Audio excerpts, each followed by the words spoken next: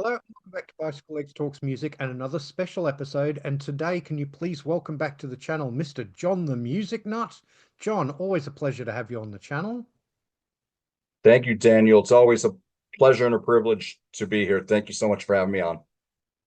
And today we're going to be doing a part three of a little series within the special episodes that I've been doing, where we talk about artists that only ever released one studio album. And I've done two of these on my own, where I've picked 10 albums each. Today, I asked John if he would like to contribute, and we're going to pick five each, so we'll still have 10 overall.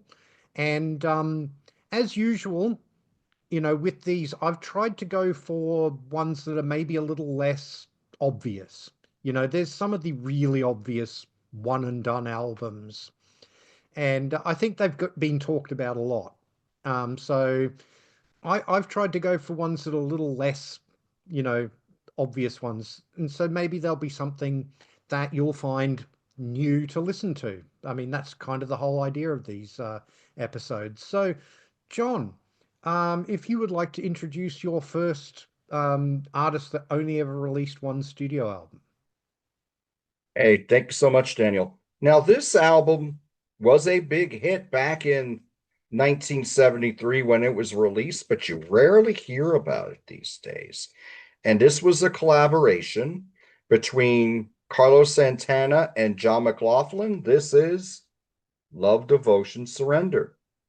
Now, at this point, Carlos was really getting deep into jazz fusion with the Caravanserai album, and John McLaughlin was with Mahavishnu Orchestra, and they were just coming off the Birds of Fire album. And Birds of Fire's one of the classic fusion albums. But when Caravanserai came out, a lot of fans were really puzzled by it, and a lot of critics were as well, because it wasn't that Latin rock sound that you had from the first three albums.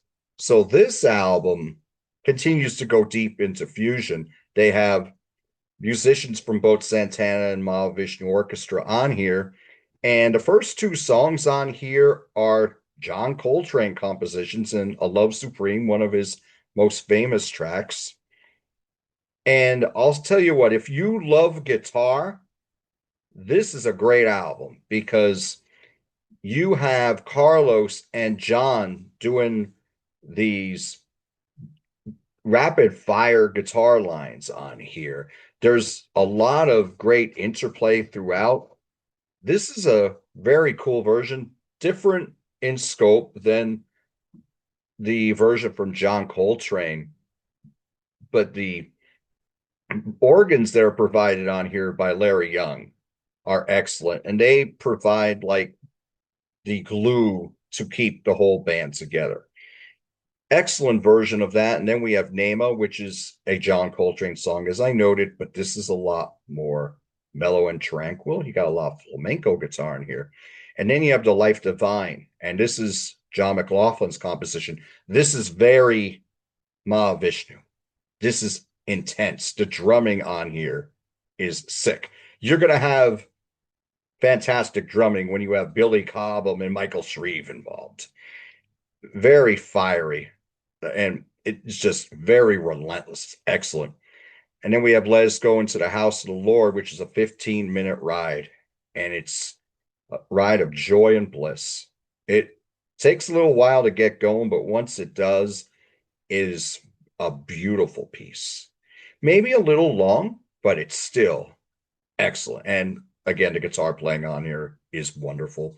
And then we end with Meditation, which is more acoustic, and it's very solemn. The piano is leading the way on here, and even with the piano on here, it's it's very sparse. It's a very moody piece, but it's very short. So my first choice is Love, Devotion, Surrender by Carlos Santana and John McLaughlin. Excellent choice. Thank you. I've been into Mahavishnu for, many years, and Me too. I actually only picked this album up in the last year or so. Um, Found it in the cheap bin at my local record store and took it home, played it, and yeah, I mean, I echo everything you said about it. It's a really, really great album. It is definitely more jazz fusiony than the Santana stuff, but Yes. but yeah, I mean, it's a great album, and it's also their, you know, very spiritual album because it's the No. Sri Chimanoi is their was their guru at the time, and it's Hmm. a lot of it is inspired by him and his teachings and that sort of thing. So yeah, no, it's a terrific album. My first choice is also a jazz fusiony album, but more maybe towards the prog rock side. Um, it's a side project of Phil Manzanera, who was, of course, the guitar player in Roxy Music. And before he was in Roxy Music, he was in a band, basically a Canterbury scene band called Quiet Sun. They broke up, and Phil Manzanera joined Roxy Music. But in 1975, Phil Manzanera booked some time to record a solo album. And while he was doing it, he got Quiet Sun back together to record the material that they had written together before Roxy Music. And they ended up recording this album here called Mainstream. And this came out in 1975. It's the only album that Quiet Sun ever did, although some of the members of Quiet Sun would go on to collaborate with Phil Manzanera in his solo work and that sort of thing, and also in the wonderful live project 801. If you ever heard the album 801 live, it's just absolutely fantastic. But this is, yeah, it's progressive rock, but it's very much that jazz fusiony kind of progressive rock that came out of the Canterbury scene, with your Soft Machines and Caravan and bands like that. Um, it starts off with the wonderful Sol Caliente 8-minute piece. Really, really fusiony, lots of frantic playing from the guitar and the keyboard. Um, yeah, it's a really great sort of mix. I mean, your band here is Phil Manzanera on guitars. He plays a little bit of Fender Rhodes as well. You've got Charles Haywood on drums and percussion. You've got Dave Jarrett on various keyboards, and you've got Bill McCormick on basses. And they all contribute to the writing. They all write little individual pieces. There's a little short piece called Trumpets with Motherhood, which then goes into a wonderful, really jazzy piece called Bargain Classics. And then there's another piece on side one. This is all instrumental except for the last track on the album, which has vocals. On side two, we have probably one of the most bizarre song titles I've ever seen, with a track called Mummy Was an Asteroid, Daddy Was a Small Non-Stick Kitchen Utensil, Nice. which again is this really great, really knotty piece, just full of really wonderful, frantic playing. This is really great stuff if you're into like, really chopsmanship kind of playing. Nice. But it's still really creative and really melodic as well. You've got to be able to follow it though. That's the only thing. This is not easy listening music by any stretch of the imagination. You get another Phil Manzanera composition with Trot, and then you get Wrong Wrong, which is the last track, and that's the one that has vocals. And again, the lyrics are kind of surrealistic, and yeah, it's a terrific album. And it's a bit of a pity that this is the only thing we would get from this band. Because as I say, they actually didn't exist as a band even in 1975. Phil Manzanera just got them together because he had a bit of extra studio time and said, "Hey guys, let's record all these songs we had back in 1972." So that's what we ended up here with, Quiet Sun's Mainstream. Definitely worth checking out if you're into Phil Manzanera, if you're into sort of progressive rock and jazz fusion and that sort of thing, instrumental music. Definitely check this out if you don't already know it, because it's a great, great album. I'm definitely going to check that out because I've never heard of it until you spoke about it now. Now I'm highly intrigued. Excellent. All right. My next three choices are going to be from the 1990s. My first one, I think this is a band, Daniel, that I think you either know or if you don't know them, I think you'd be into them. This is Toy Matinee's self-titled debut. Mm. How would you describe Toy Matinee? It's progressive pop, and you got pieces of like Level 42 in here, Tears for Fears here, lyrically, a little bit of Steely Dan. The production is immaculate. Now, how I knew about this album was on album-oriented rock stations here in the United States. Last Plane Out and The Ballad of Jenny Ledge were played pretty heavy on those stations. But what happened with this album when it first came out is it kind of sank without a trace. And then when Kevin Gilbert, who was one of their main songwriters, wanted to tour the album, the rest of the guys in the band were all session musicians. So they either weren't interested or they were just busy doing session work. So he put a band together, and between that and promoting the album hard, that was when you heard these songs on the radio. Now, Last Plane Out was the first single, and that had a great bridge on it, very well crafted. These songs are very well crafted. The production's timeless, in my opinion. Very well done. Turn It On Salvador sounds like latter day King Crimson, 1980s King Crimson, I should say. They're Mm. more pop side, and they had that pop side where they get a little Beatles esque. That's what this is about. And this is about Salvatore Dali. There's great harmonies on here. Things She Said is very well crafted and memorable. Remember My Name is very rollicking and catchy. You hear that song today, you're like, how was this not a single back in 1990? The Toy Matinee, kind of like the quasi title track. This is very atmospheric, very good. Queen of Misery is a song about Madonna because Patrick Leonard, who was in the band, was writing songs with Madonna. In fact, he was her main songwriting partner on the True Blue album, and I believe I'm Breathless. And I think the rest of the band played on the I'm Breathless album as well. Well, Queen of Misery is a very biting lyric about who Madonna was at that time. The Ballad of Jenny Ledge has wonderful harmonies on here, very well crafted lyrically and musically. There Was a Little Boy is very poignant, but very harrowing. And We Always Come Home is more pop. It's very straight ahead. It's a song about family life. Wonderful bridge on here. Every song on here, I think, is very, very good. And this was an album that, because it didn't hit its expectations, you could find it cheap in the early 90s a lot. But if you can get your hands on this one, definitely give it a good home or check it out on Spotify or Amazon Music. Wonderful album. Toy Matinees, self-titled and only debut. One more thing I have to say.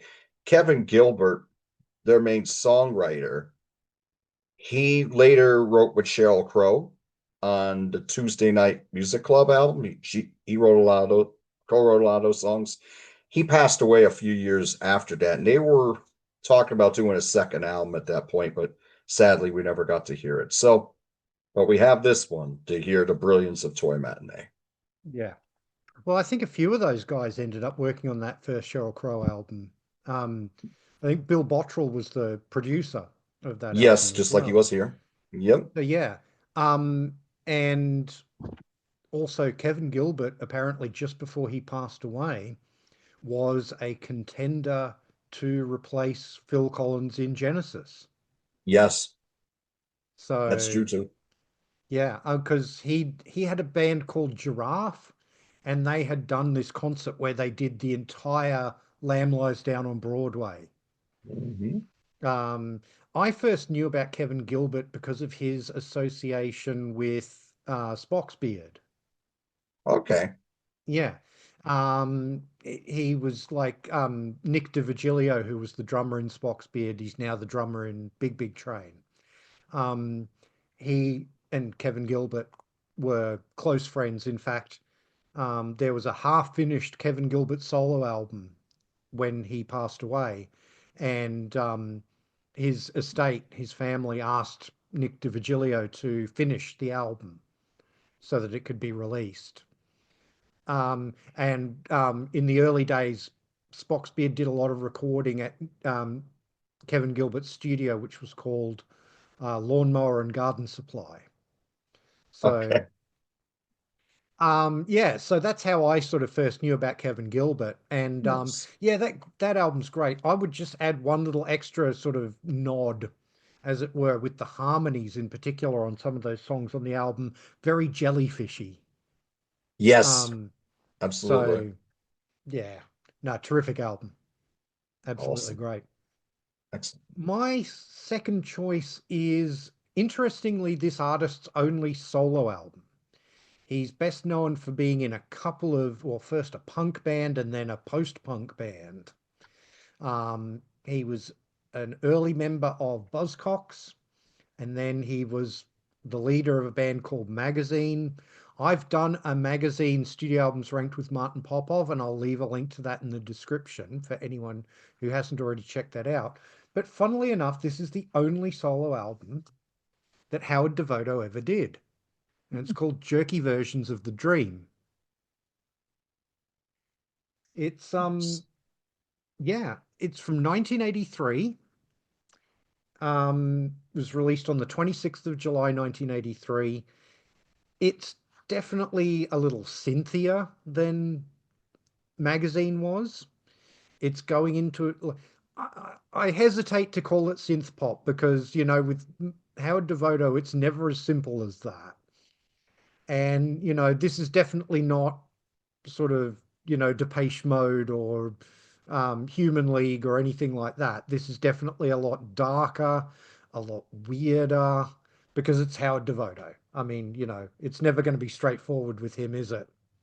Right. And yeah, I mean, after that, he would form another band and then he would get Magazine back together for a one-off. And but he never did another solo album. Well, he certainly hasn't up to this point. But you've got wonderful songs like Cold Imagination, which is a great way to open the album. You've got the song Topless, Rainy Season, which, oh, man, have we had a rainy season here in Brisbane? We've had in the Here first too. four in the first 4.5 months of this year, we've already had our annual rainfall. So Wow. yeah. Um, the wonderful I Admire You. Way Out of Shape is a really good song. Um, Some Will Pay for What Others Pay to Avoid is probably my favorite song on the album. It's just lyrically, he's just really getting into it. And this is kind of the closest we get to a title track because he actually does have a lyric in here about I'm just mad about you, I'm just mad about you. Our jerky versions of the dream make it all seem true. So, you know, that's obviously where the title for the album comes from. You've got Wait for a Train, Out of Shape with Me, Taking Over Heaven, and Seeing is Believing. As I say, it's definitely got some of that magazine feel, but definitely heavier on the keyboards and the synthesizers. Uh, there's still some guitar and that sort of thing on the album, but it's mostly keyboards, a little bit of saxophone as well on a couple of tracks. And Howard Devoto, who's sort of not known for being an instrumentalist, even plays some of the instruments on this album. So he plays the odd bit of guitar or keyboard. So that's rather interesting as well.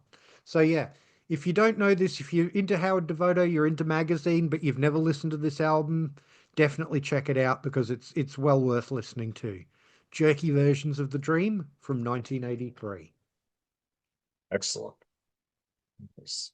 I gotta get I gotta check out magazine. Buzzcocks I love. I have over the years I've accumulated most of their stuff. But magazine's somebody I really gotta check out, and then that album as well. Good stuff. Nice. So my next one was released in 1992, and this quartet made only one album, but they had worked together on one of these artists' breakthrough album here in the United States. This is Little Village from 1992. Little Village. It's John Hyatt, Ry Cooder, Nick Lowe, and Jim Keltner. Now, these were the musicians who worked on John Hyatt's Bring the Family album. And John Hyatt had been recording albums for 13 years at that point, but he never really got on the radio. He had songs that were recorded by other artists that were becoming minor hit singles. Well, Three Dog Night actually covered one of his songs and it went in the top 20, sure as I'm sitting here. But on this album, he was finally crossing over to AOR on Bring the Family. So they all had a break from their projects. Ry Cooder and Nick Lowe had solo careers, very long and prosperous solo careers. And they decided to put an album out under Little Village. Now, this album is a little different than Bring the Family. Bring the Family is a very warm production. For 87, it sounds for an album that came out in 87, it still sounds great today. When you listen to this album that came out in 1992, it sounds like it came out in 1987. Now, we don't have the sequencers on here. We don't have a lot of reverb on the drums. We don't have synthesizers, but it is kind of a shiny production. Think of the early Bruce Hornsby albums or the Steve Winwood albums, like Back in a High Life or Rolled It, kind of like that. Now, this album didn't really meet expectations, but John Hyatt is a wonderful songwriter, and even songs that may not have been, the criticism was that it sounds like a lot of John Hyatt stuff that wouldn't have been on his main albums. Still a lot of great songs for it, because he's a master songwriter. And you also have Nick Lowe and Ry Cooder doing songs on here and singing as well. Solar Sex Panel was the opening track. That was a single. What you have on here is a lot of songs with like inside jokes, and they're having a lot of fun, where John Hyatt to this day, still writes songs about family life and his dog and his car and love and things like that. You have some of that here, but here they're just jamming and having fun. But there's some cool tunes. Inside Job is an excellent song, and it's a relationship song that has a very strong R&B feel to it, and some great slide guitar in here from Ry Cooder. Take Another Look is a strong track from Nick Lowe that's very, very good. Big Love is one of John's great ballads. He always had a couple ballads on all of his albums, and he has a couple on here as well. Don't Go Away, Man is very catchy. That song, I think if there was going to be one that was going to do well on this album, that would have been the one. It has a great delivery on it. She Runs Hot is a song about drag racing, and when they made the video for it, it was from a racetrack, which is really cool. Don't Think About Her When You're Trying to Drive. Despite that long title, it's just another nice ballad, very early 80s feel. Some of the songs on here that John sings have that R&B soul feel that you heard on his early 80s albums that didn't really cross over, like All of a Sudden or Riding with the King. But still very well done. Don't Bug Me When I'm Working is more like a jam that works well. All the songs on here are good. I wouldn't say great.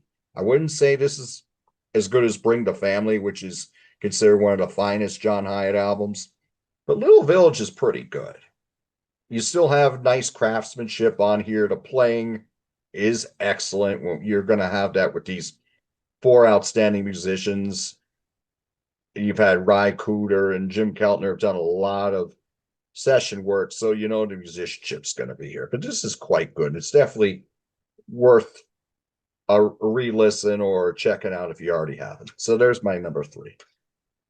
No, great choice. I don't know that album, and I will definitely have to check it out, because that's kind of a super group, really, isn't it? With Yep. John Hyatt, Ry Cooder, Nick Lowe, and Jim Keltner. I mean, Jim Keltner is one of those session players where it would be easier to make a list of who he hasn't played with than who he Yes. has. because he's played with everybody. No doubt. Um, and then Nick Lowe, I mean, I'm a Nick Lowe fan. So, um, he had a big hit here in Australia when I was a little kid with a song called Cruel to Be Kind. And I love that song. And I've got, that album, Labor of Lust, and I've got his Jesus Mhm. of Cool album. You know, and then he had a hit a little later on with the song called I Knew the Bride When She Used to Rock and Roll. Yeah. And Hmm. yeah, and he was, and he was a great producer too. He produced Elvis Costello, he produced The Damned. He was kind of the in-house producer for Stiff Records for a few years there. That's true. So, you know, so yeah, I mean, you've got a hell of a lot of pedigree in that band. So that album would be at the very least intriguing. So yeah, I'll definitely have to check that one out. Nice. My third album is a one and done album by a New Zealand band. And they kind of are a little bit in the arc of Split Ends, in that they definitely had an association with Phil Judd, who was like one of the original members of Split Ends. Okay. And the lead singer actually was in a later version of Phil Judd's band, The Swingers. And the one and only album they did was a self-titled album, and the band is called Coconut Rough. And that album, the cover painting is actually by Phil Judd as well. Nice. So he did a couple of the Split Ends album covers too. So Okay. this is this was released in late 1984. It's definitely of its time, but I love that about it, because this is the style of music I was listening to growing up. It's very new wavy, it's very quirky, yeah, it's really great. All different band members write songs on this album. It's guitar, bass, keyboards, drums, lead vocalist. It never did anything. They had one hit, a minor hit with a song called Sierra Leone, but that was really only here. And this album only got released in New Zealand and Australia. And it was on Mushroom Records in Australia and New Zealand. That rather wonderful Mushroom Records label that I've always loved. It's one of my favorite, just picture labels. You know, I love that Mushroom logo. But yeah, I mean, it starts off with the rather wonderful Leisure Time. You've got Passenger Seat, Own China. I rather like As Good as It Gets. I think that's a really, really strong song. Magic Hour. Yeah, it's just again, it's fun, it's poppy, but it's got that sort of new wave quirk to it. And I love that about it. The song Magic Hour is actually written by Phil Judd as well, so he gave them that song. The rest of the songs are written by members of the band. So Strip the Reptile is the closing track, and that's rather a wonderful song too. Um, yeah. If you're into your new wave and you don't know this album, go and check it out. I do believe it's on streaming services and that sort of thing. So definitely worth checking out. Coconut Rough from New Zealand from 1984. Excellent. Very nice. Okay, for all of you out there who liked grunge music in the mid 90s, I'm sure you'll know this one. This album came out in 1995. I knew the album. I only picked it up recently. It was one that I always wanted to buy. And now that I own this, I'm like, why didn't I buy this in 1995? Mad Season, Above. Mad Season were Lane Staley from Alice in Chains, Mike McCready from Pearl Jam, Barrett Martin, who played drums for Screaming Trees, and John Baker Saunders, who was a bassist for a lot of blues artists, most notably Hubert Sumlin. Now, You're thinking, what is, does this sound like Alice in Chains? It really is a different beast. It doesn't really sound like any of those other bands I've discussed, because while those bands, a lot of their songs had very memorable riffs, you don't have a lot of riffs on this album. This album is about space, it's about mood, it's about groove. It's a very reflective album. It's something that you listen to chill out. It's not something you're going to rock to. Wake Up is all about mood. And when I say Alice in Chains, it doesn't sound like Alice in Chains. I don't even think this sounds like their EPs like Sap and Jar of Flies, which had songs that were more acoustic and mellow. This is even different than that, I believe, because a lot of times we're just riding a groove that John Baker Saunders and Barrett Martin are laying down. Mike McCready's guitar work here, more often than not, is more about feel. It's more about color, not so much about riffs. Wake Up is an excellent opening track. Lane sounds fantastic. I would say this is probably Lane's finest vocal performance would be on this album. X-Ray Mind has these tribal drums, and then it goes back in this mid-tempo groove again, and these searing guitar lines weaving in and out from Mike.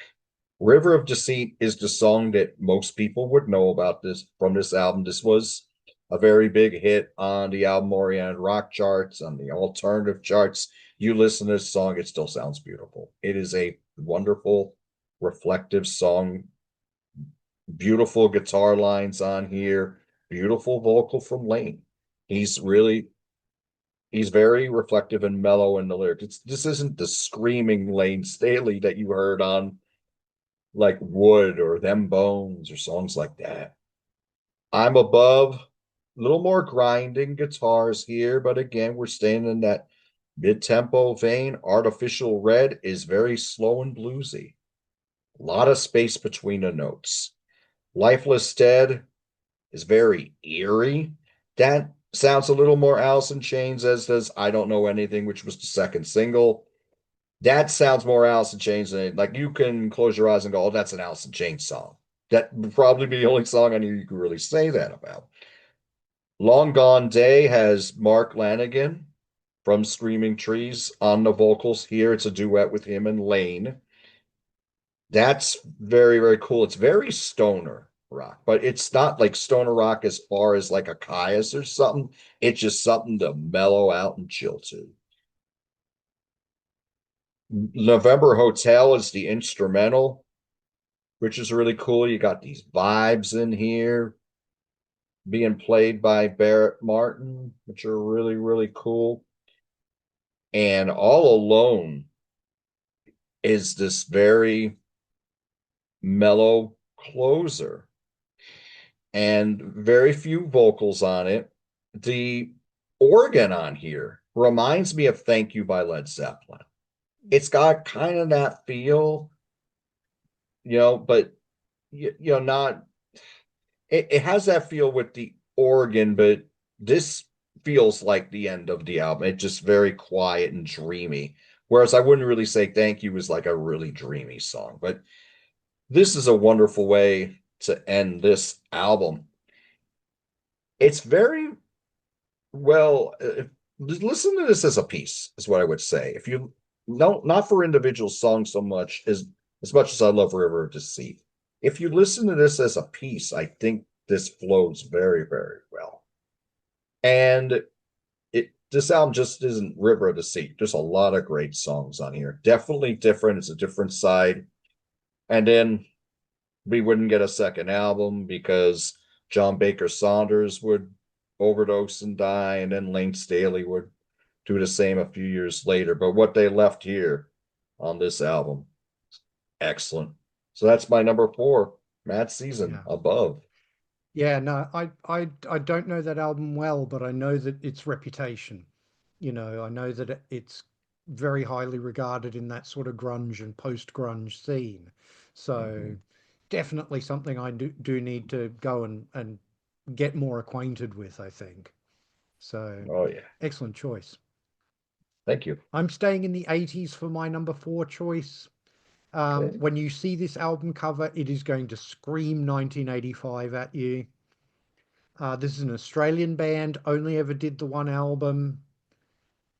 It was released in September of 1985, and that is Point Blank by Electric Pandas. Now, doesn't that cover just scream 1985 at you? It's just Absolutely. Like the Jets or something. yeah. This album, the big hit off this album was a song called Big Girls, and I adore that song. It's one of my favorite Australian singles from the 80s. It's very jangle pop, you know, really great guitars and all this sort of thing. Lynn Buckfield is the lead singer and the main songwriter, and she's great on this whole album, but especially on the song Big Girls. The rest of the album's definitely more sort of 80s pop. It's less that jangle pop and more, it's got a lot more keyboards on it and that sort of thing. But you've got some great songs on here like Italian Boys, Another Day, Missing Me. Let's Gamble is a really, really good song, which closes out side one. Um, Same Mistakes is great. You've got Sobbing, Not Bitter, Pinned Down. Again, if you're into like jangly 80s pop with some keyboards and some new wavy kind of feel to it, this album is absolutely for you. Lynn Buckfield still sort of does music on and off, but her main job these days is she has gone into journalism and Okay. particularly behind the scenes journalism. She does a lot of production and research work on a lot of current affairs shows here in Australia. Particularly things like my Australian viewers will know a show called Four Corners. She's also involved with a show called Q&A, and she's won awards in journalism, including the main awards for journalism here are called the Walkley Awards, and she has actually won the Gold Walkley, which is like the highest honor you can get in the Walkley Awards. So that's what she does these days. She still goes out into the clubs and plays with pickup bands and that sort of thing as well. But yeah, this is a wonderful sort of one-off pop album from the 80s. I would have loved to have seen us get a couple more albums from them, but unfortunately, that's all we would get. Definitely check them out if you're into sort of 80s pop and that sort of thing. Electric Pandas, Point Blank, highly recommended. Nice. Definitely got to check that one out. And now for my last choice, I'm going to go into 2001. And here's a super group. All three bands they came from begin with P, yet the name of the band begins with an O. Oysterhead, the Grand Pecking Order. Les Claypool, bass and vocals from Primus. Trey Anastasio, vocalist and guitarist from Fish, and Stuart Copeland on drums and percussion. What does this sound like? Well, it sounds more like Primus than anything else, and that's because Les has a very distinctive voice and a distinctive way of playing the bass guitar. But this is a lot more about groove than any Primus album would ever be. And that would be the case if you have Stuart Copeland and his polyrhythms all over the place. But it's not saying it's Primus Part 2 because a lot of these songs sound like something that would be recorded by Fish. Their mellower side. Little Faces, this is more Primus in scope because of the soft verses and the loud chorus. You got that slap bass on here. The quirkiness of both Fish and Primus are full on full display here. Oz is Ever Floating is this really cool jam. This is more like Fish. You got Les and Trey singing together on this, and this is really cool. Mr. Oysterhead is very catchy and quirky, and Les and Trey are trading off vocals on this, and it's very cool.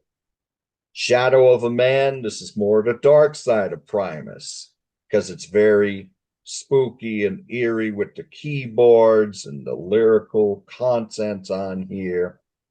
Radon Balloon, this is a Trey song. This is more the trippy, mellow part of Fish.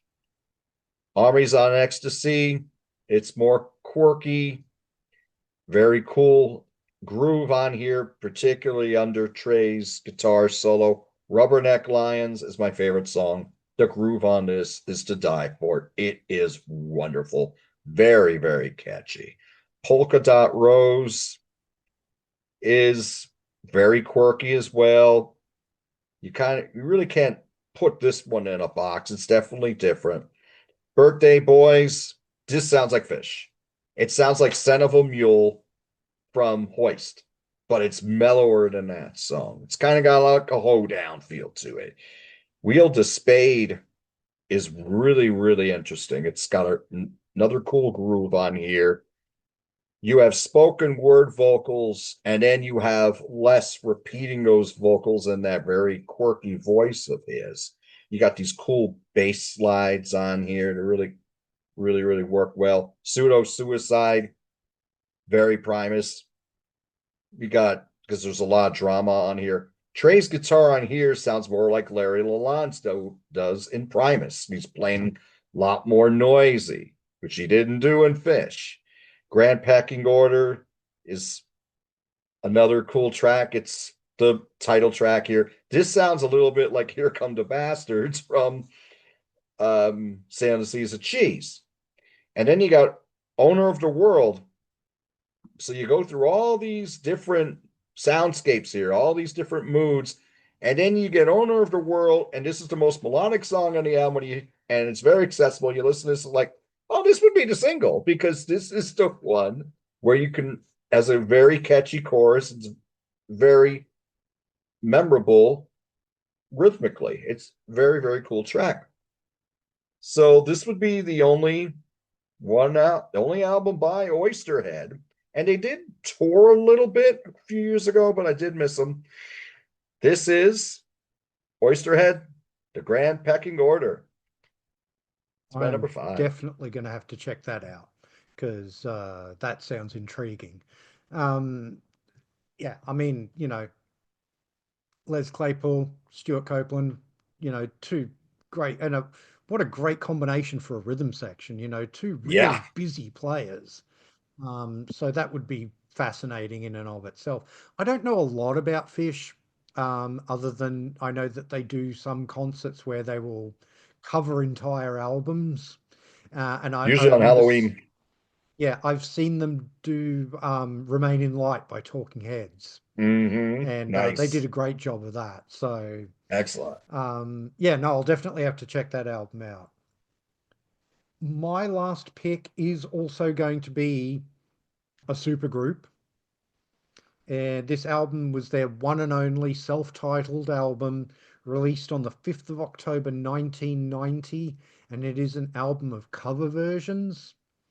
And I'm sure you'll know this one, John. I know you'll know this one. All right. It's the one and only album by Hindu Love Gods. Okay, yes, I know that one. Yeah. So this is basically REM minus Michael Stipe, Right. but then adding Warren Zevon. Yep. And I became aware of this because I was into REM at the time, but I was particularly a mad Keen Warren Zevon fan, and still am. Um, I got to do a Warren Zevon show finally on the channel recently when Martin Popoff and I talked about Bad Luck Streak and Dancing School as a sequel to Success. I'll leave a link to that in the description. But yeah, this is an album mostly of blues covers, and they do fabulous versions of them. But the song that made me care about this was the one that's not a blues cover. and that is they did a cover version of Prince's Raspberry Beret. Yep. And it's very different from Prince's version, which I love. That's one of my favorite Prince songs. But I love this version as well of Raspberry Beret by Hindu Love Gods.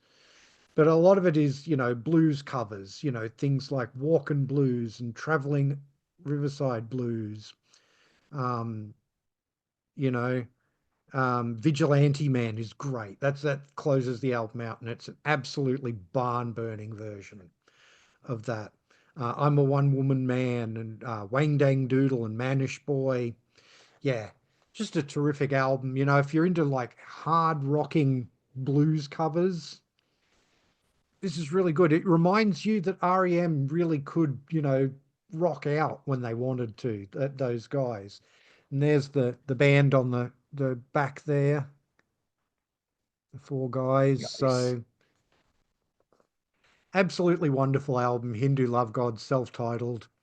They wouldn't do anything after this. I think there was a single release before this of something else, and there were a couple of other guys that were on and off involved with Hindu Love Gods. But in the end, this is the only album that they actually did. So that is I'm going to have one bonus one. And this is a very early album. This is from 1970. Again, this is one that people might actually know. So, or that at least they're going to know the hit single off this album. This was released in September of 1970, and it is Hollywood Dream by Thunderclap Newman. Okay. And of course, the big hit single off this was a song called Something in the Air. Yes. Um, you've got Andy Newman, Speedy Keen, and Jimmy McCulloch.